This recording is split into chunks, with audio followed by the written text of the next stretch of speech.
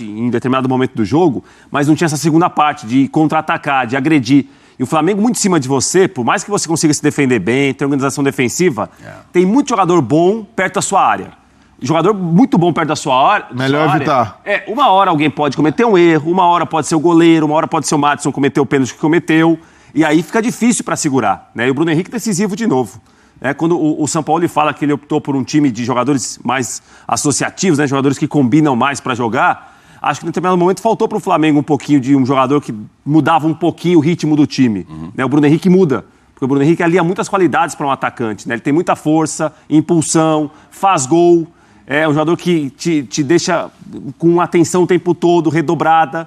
E ele, nos primeiros toques na bola, fez o gol de cabeça. Outro jogador de velocidade, agudo, que vai para cima, a gente se acostumou a ver essas características desde o começo da carreira dele no São Paulo e que ontem estreou pelo Flamengo, foi o Luiz Araújo.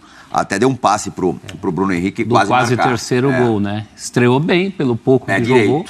Mostra que o cara pode até ele combinar um pouco dessas características. Velocidade e a capacidade de organização que tem o Everton Ribeiro, por exemplo, para ele ser um substituto mais utilizado pelo lado direito. Gostei, estreia promissora. E o Bruno Henrique, o que mais chama atenção nele é a capacidade de arranque. Porque geralmente o atacante, com as características dele, que tem esse tipo de lesão, ele demora a voltar à rotação ideal. Sim. Mas o Bruno Henrique, ele tá não só com a velocidade... E ele não é mais garoto também, né? Não, e ele ganha do Fernandinho, muita gente falou, ganhou no alto do Fernandinho. Ele não ganhou no alto, ele ganhou justamente na velocidade de movimentação.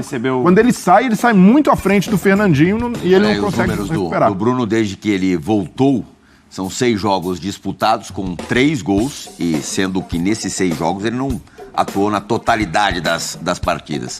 Ele é o primeiro do elenco nesse recorte de 6 jogos, deu 12 chutes a gol, isso chama bastante atenção, 5 deles certos, driblou 8 vezes e teve 29 ações na área rival. Você vê que em 4 quesitos ele é o primeiro do elenco neste período de retorno dele. Voltou do jeito que se esperava. É por isso que meu único senão ontem era esse, ele entrar mais cedo. Eu teria voltado com ele. Ele vai bem de cabeça também, né? Pra esse...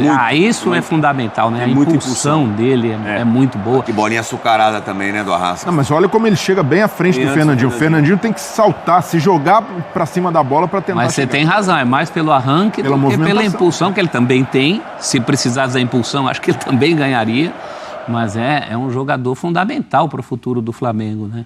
Fundamental. E o Luiz Araújo entra com a pinta do 12º jogador ali, aquele cara que o Sampaoli estava procurando no elenco, não tinha achado. Esse tem o dedo dele, né? Alguns reforços, que do Rossi, por exemplo, já está pedido. Esse não, esse é um pedido dele. Prof, mas olha o luxo. A gente está falando do Bruno Henrique, considerando ele como titular, mas ainda não é. Pois é. Ele está voltando aos poucos. Aliás, professor Breiler Pires, o senhor tem todo mundo à disposição e vai jogar a partida do ano, da temporada, no domingo. Quem que joga no teu time? Então, é difícil montar essa equação, porque é um Flamengo que precisa de equilíbrio lá atrás. Então, para você equilibrar, tem de ter o Pulgar, um jogador de marcação. Ele equilibrou com o Vitor Hugo. Uma turma da bagunça, lá na frente. Que é uma boa... Não, mas você precisa pensar aí, porque é uma vaga. É uma vaga que espirra lá na frente, você tem que sacar alguém. Então, pensando nesse equilíbrio, eu vejo que é correto pensar o Bruno Henrique de forma mais gradativa, até para não correr o risco de Renato Augusto. O cara está voltando de uma lesão grave, vamos respeitar esses processos. Está bem, mas ainda não é uma situação totalmente segura.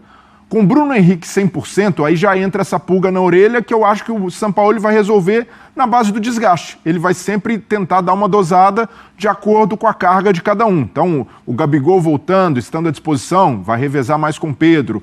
O Everton Ribeiro passa a ter um reserva interessante com a entrada do Luiz Araújo. O Bruno Henrique, em muitos momentos, ocupa um espaço do Gerson, porque o Gerson tem caído muito ali pela esquerda e bem, fazendo essas associações com a Arrascaeta, com a Ayrton Lucas. Então hoje o Sampaoli, tendo todo mundo à disposição, tem o elenco ideal para executar a proposta de jogo dele, que é muita variação. Você pensar de acordo com o adversário, pensar com os jogadores que estão mais à disposição para jogar com intensidade o tempo inteiro. Então hoje eu vejo o Flamengo, em termos de elenco, como o único time brasileiro que tem chances reais de ganhar os 3 títulos, de ganhar a Copa do Brasil, Libertadores e Brasileiro. É muito difícil, a gente sabe, o Flamengo esbarrou no ano passado, ganhou Libertadores, Copa do Brasil, o Palmeiras também já fez, mas pelo elenco, o Flamengo tem essa capacidade. E hoje o Sampaoli, tendo todo mundo à disposição e bem fisicamente, ele está com a faca e o queijo na mão para pelo menos bater 2 finais nas competições de mata-mata. Falar em reforços no Flamengo, né? De La Cruz um tempo atrás, agora mais recentemente o Claudinho.